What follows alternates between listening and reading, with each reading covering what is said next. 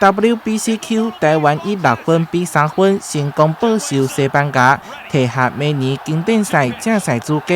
台南市立棒球场的球迷嘛相当欢喜，高喊“挺台湾”。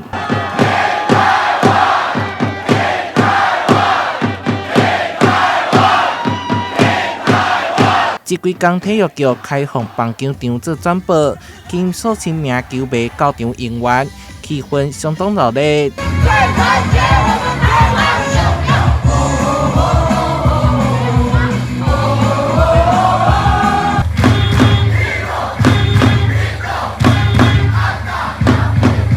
连边的大楼嘛拢挂出国旗，替台湾队来加油。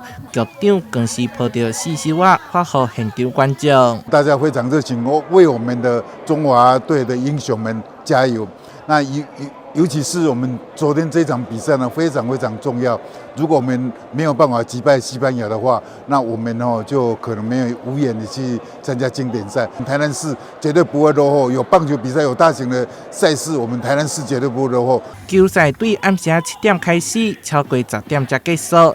依照噪音管制法，10点了后袂使使用音响设备等规定。现场主持人麦克关掉。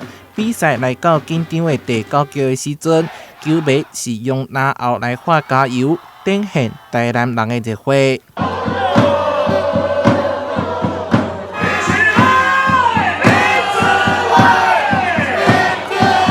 台南新闻所派采访报道。